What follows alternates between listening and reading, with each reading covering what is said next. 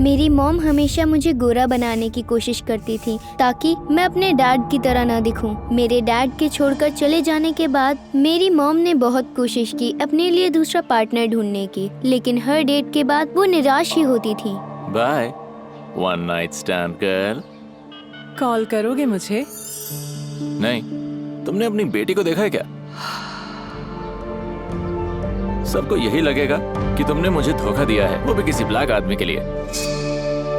कई ब्रेकअप्स के बाद मेरी मॉम को यकीन हो गया कि ये सब मेरी ही गलती है और एक दिन उनका गुस्सा फूट पड़ा। मॉमी, आप क्या सोच रही हैं? उन्होंने कॉस्मेटिक्स के डिब्बे उठाए और वो मेरा मेकअप करने लगी। अब बहुत हुआ, अब किसी को पता नहीं चलेगा कि तुम ब्लैक हो। उसके बाद उन्होंने कभी भी मुझे मेकअप के बिना घर से बाहर नहीं जाने दिया। वो इतना ज्यादा मेकअप कर देती थी कि मेरे स्किन पर रैशेस आने लगे थे। मुझे बहुत खुजली हो रही है। एक दो पिंपल से आज तक किसी की जान नहीं गई है। फिर मेरी मॉम की मुलाकात ईथन से हुई, जो बहुत अमीर थे। वो मुझे ईथन से मिलवाना नहीं चाहती थी।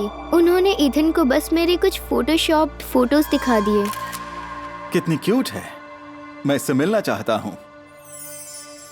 कुछ दिनों बाद ही मेरा बर्थडे था और ईथन मुझे विश करना चाहते थे, लेकिन मेरी मॉम ने मुझे कमरे में बंद कर दिया। तुम्हारी बेटी कहाँ है? मैं उसके लिए कुछ लाया हूँ। ओह, वो बीमार है, उसे आराम की जरूरत है। आखिरकार ईथन को शक होने लगा। हाँ, तुम नहीं चाहती कि मैं तुम्हारी बेटी से मिलूं? वो बहुत सेंसिटिव है और तुमसे डरती भी है। अगर तुम हमारी फैमिली का हिस्सा बन जाओगे तो ही वो तुमसे मिलने को तैयार होगी। तो चलो हम बन जाते हैं एक फैमिली। क्या तुम मुझसे शादी करोगी? मेरी मॉम चाहती थी कि शादी के दिन तक वो मुझे किसी से न मिलवाएं, यहाँ तक कि वो मुझे अपनी शादी में भी नहीं ले जाना चाहती थी। लेकिन ईथन चाहते थे कि मैं वहाँ आऊँ। सच बाहर आने के डर से मेरी मॉम ने 4 घंटे तक मेरा मेकअप किया। शादी के बाद मैं तुम्हें भेज दूंगी बोर्डिंग स्कूल में और फिर ईथन को कभी ये पता ही नहीं चलेगा कि तुम ब्लैक हो। मैं शादी के दौरान खुद को रोने से रोक नहीं पाई, क्योंकि मुझे एहसास हो गया था कि मेरी माँ मुझसे कभी प्यार नहीं करेंगी। फिर अचानक मुझे किसी के चिल्लाने की आवाज आई, ये शादी नहीं होगी। और फिर वही हुआ। मेरे रोने से मेरा मेकअप धुल गया था और मेरा असली चेहरा सबके सामने आ गया। ईथन ने मेरी माँ से इस बारे में सब कुछ बताने के लिए कहा और उन्होंने झूठ बोलने की भी कोशिश नहीं की। मुझे पता था कि इसका स्किन कलर मेरे लिए एक प्रॉब्लम होगा, इसलिए मैंने इसे छिपा दिया था। पर चिंता मत करो, मैं इसे छोड़ दूंगी सिर्फ तुम्हारे लिए। मॉम ईथन को किस करना चाहती थी, पर उसने मना कर दिया।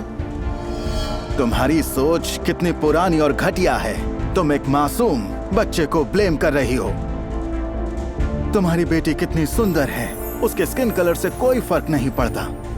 और तुम एक माँ कहलाने के लायक नहीं हो क्योंकि तुम उसे समझ नहीं पा रही हो। एक अजनबी के दिल में मेरे लिए ज्यादा प्यार और दया थी, जो मेरी माँ के अंदर भी नहीं थी। उन्होंने सोशल सर्विसेज को कॉल किया और मेरी माँ की हरकतों के बारे में पुलिस को बता दिया। उसके बाद मैं उनसे कभी नहीं मिली। ईथन को मेरे बारे में जानकर बहुत दुख हुआ और उनसे रहा नहीं गया। उन्होंने मुझे गोद ले लिया। ईथन ने मुझे सारी जिंदगी वो प्यार दिया जिसका मैं सालों से बेसब्री से इंतजार कर रही थी। किसी के काले या गोरे होने से कोई फर्क नहीं पड़ता, बल्कि असली प्रॉब्लम है घटिया सोच, बुरा काम और नफरत।